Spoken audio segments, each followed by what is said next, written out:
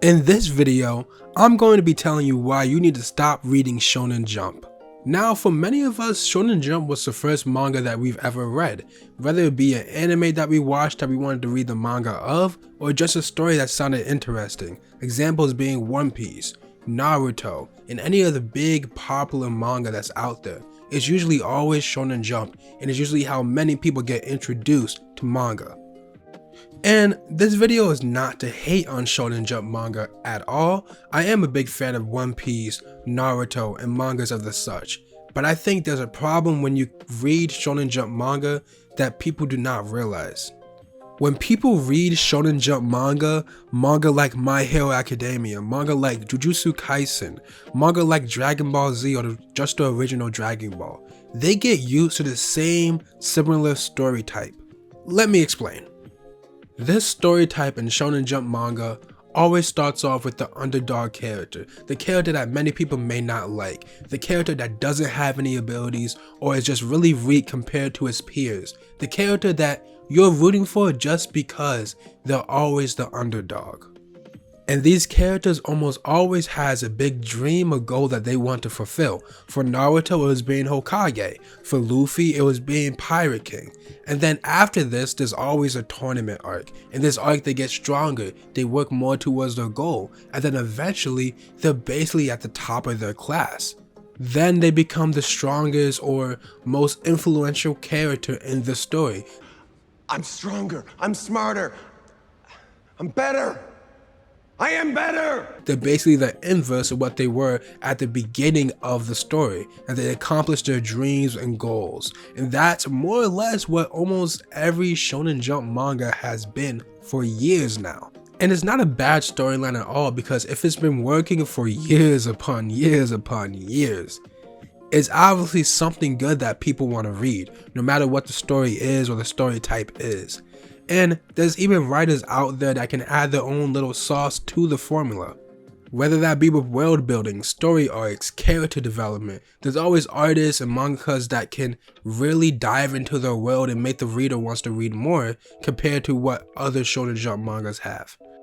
But the reason why I'm telling you that you need to stop reading Shonen Jump manga is to expand your horizons. And before I explain, make sure to drop a sub, make sure to drop a comment, make sure to drop a like. It really does help out a small channel like mine, and let's get back to the video. See, me explaining that Shonen Jump storyline is to say that whenever a Shonen Jump reader is opening a new manga, they're expecting that storyline with whatever manga they're looking at, because they're so used to reading a manga that is more or less the same format, just different variations. And this is actually such a bad thing because there's so many different types of manga and so many different types of stories out there that's outside of Shonen Jump that people don't really know about unless you're extremely into the manga community. And it's sad because you see people fall in love with reading manga or even just watching anime because they see the same thing happen every single time and they kind of get sick of it or they grow out of it. And I'm here to tell you, that is just a minor subsection of the overall manga community. And most of the reason why I'm so adamant about this point is because almost all of the best manga out there are not Shonen Jump manga. I'm gonna name some manga that I consider to be some of the best manga ever created that are not Shonen Jump manga and are way different from the usual storyline of Shonen Jump. We're gonna start with Monster by Naoki Urasawa, and I don't even know if most Shonen Jump readers know who Naoki Urasawa is, but if you don't, people literally regard this man as the best mangaka ever. That's how good his stories usually are. And Monster is what many consider to be his #1 story, and I agree. Monster is a 10 out of 10, it's my favorite manga of all time, and this story is written in such a great and intricate way.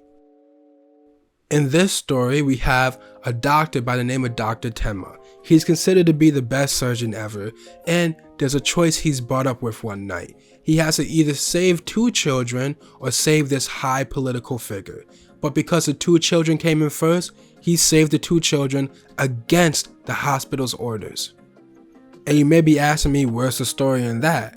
Well, Later on in the story, one of the children goes on to be basically a serial killer, and he pins a murder on Dr. Tenma. And in this storyline, we follow Dr. Tenma in his chase against this killer by the name of Johan. And I'm not spoiling anything because we literally know who the antagonist is in the first volume of the book. Which is crazy because anybody who reads Shonen Jump manga knows you really don't know who the antagonist is for a little while in Shonen Jump manga. Like how in One Piece, we're just learning about Imu literally in the 1000th chapter of the manga. It's been how many years? What, 25 years? And we're finally learning who the final boss is. Insane. But Monster's storyline is so good because Naoki Urasawa manages to tie in so many characters and ties in their path so intricately and carefully that it doesn't even seem like it doesn't match. It's so seamless. He is an amazing mangaka.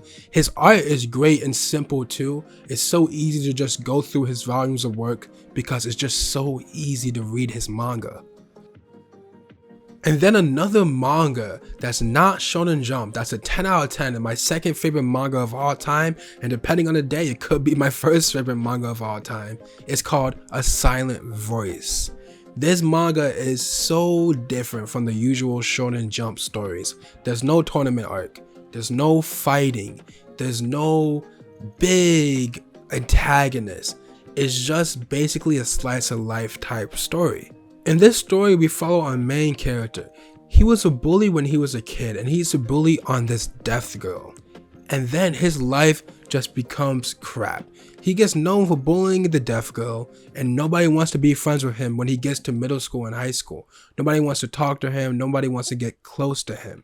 And then one day he's like, yo, I just want to die. He wants to die because he realizes that he's such a terrible person for what he did.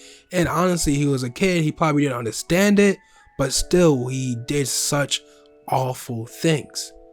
And then in the storyline, we basically follow his redemption arc. He wants to go back to this deaf girl and make up for all the bad things that he's done. He wants to become her friend, and he wants to show that he's an actual good person now. And in this story, we go from absolutely hating the main character to loving the main character. It's honestly amazing writing. I've never read a book where I actually hated the main character and I went to loving the main character, especially from what this main character was doing. This story is nothing like you've read before, I guarantee it, for any manga reader really, and especially for any Shonen Jump reader. Just from those two recommendations I just gave you, you can see how different regular manga is from Shonen Jump manga. Shonen Jump manga, it does have a place in my heart. I do love it. If I ever want mindless fun, I'll read Shonen Jump manga. And of course, there's some exceptions. Like One Piece definitely fits a lot of the stereotypes of Shonen Jump manga. But I also will say it has a lot of aspects that aren't Shonen Jump. The emotional connection to our characters, the character development, the world building is definitely not the usual type of aspects you would get in a Shonen Jump story, which is why it's definitely a top 5 story for me. But if you really want to dive into more mature stories, more stories that are going to tug at your heart, more stories that are going to be more interesting and have more broader topics than usual just fighting and antagonistic type stories, adventure out. Find different manga. I guarantee there's a manga for anybody, for any topic, or for anything you're interested in. I guarantee it. And if you like this video, I actually made a video right here about my best reads of 2022, and it has a couple non-Shonen Jump manga in that video. So if you need some more recommendations, go there and you'll see some. If you guys like this video, please drop a like, please drop a sub, and drop a comment. Helps me out majorly, and I'll catch you guys in the next one. Deuces.